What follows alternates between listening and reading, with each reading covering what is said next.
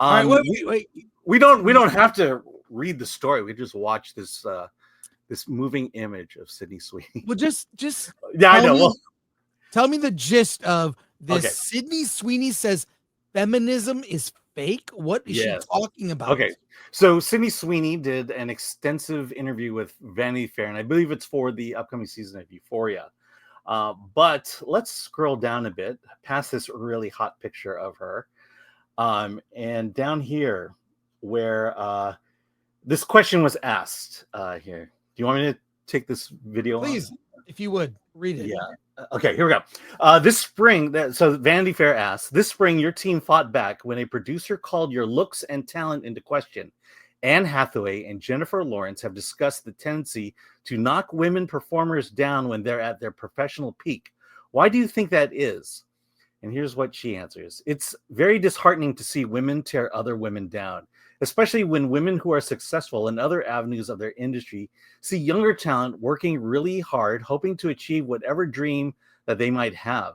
And then they're trying to bash and discredit any work that they've done. This entire industry, all the people say, women empowering other women. None of it's happening. None of it's happening. All of it is fake and a front for all other shit that they say behind everyone's back. I mean, there's so many studies and different opinions on the reasoning behind it. I've read that our entire lives we were raised, and it's a generational problem, to believe only one woman can be at the top. There's only one woman who can get the man. There's only one woman who can be, I don't know, anything. So then all the others feel like they have to fight each other or take that one woman down instead of being like, let's all lift each other up. I'm still trying to figure it out. I'm just trying my best over here. Why am I getting attacked? Yeah, people tend to go after Sydney Sweeney, who is not just a very beautiful, attractive actress, but a producer in her own right. Mm-hmm. She is a producer of several of her projects have gone through her production company. So we've reviewed them here. So I think she really is just leaning into what do the people want. I think she knows what her assets are, and she's using it to further her career. I applaud this. I think there's nothing, but I hear what she's saying about women being so competitive. They feel like they have to tear down other women. It's kind of sad, but I have yet to, I'm going to say something very controversial. I have yet to meet someone who calls themselves a feminist who has a sense of humor. I'm just going to say it.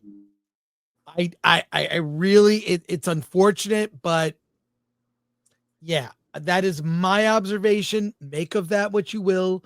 But I find the people who label themselves as hardcore feminists, which you don't have to be a woman only to call yourself a feminist. Many men do this these days for some reason. But I'll just say not a huge sense of humor. Yeah. It's weird.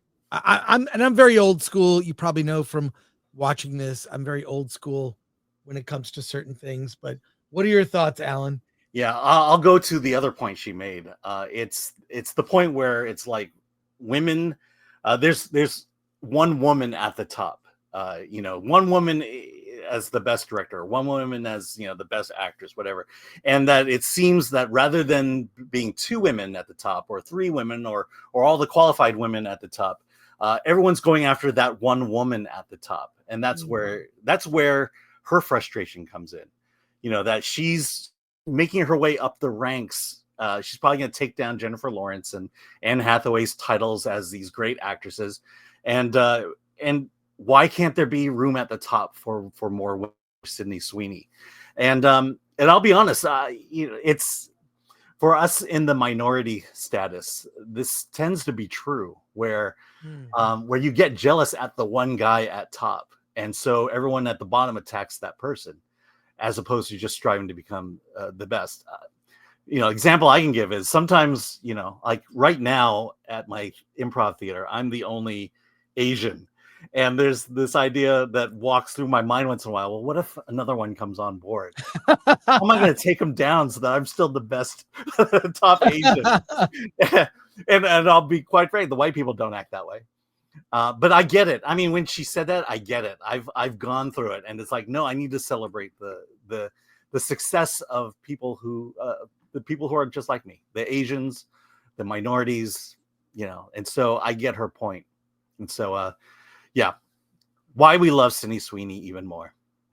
Yeah, she is very based in common sense, and I think if we've seen anything from like Justine Bateman, who we did that story last week, I've always loved Justine Bateman. I think she has great opinions on AI. She has great opinions on art. Yeah. I didn't know that she was so based, so to speak. Well, I mean, it surprised me that she recently went after basically declaring the woke experiment dead. And then all the flack she's taking for that. But it's quite obvious, go woke, go broke. And we're proving it over and over again. And yet people are calling her out for that, for calling out the obvious. And the other thing is Sydney Sweeney loves cheese. Well, there you go. I think that's a good point.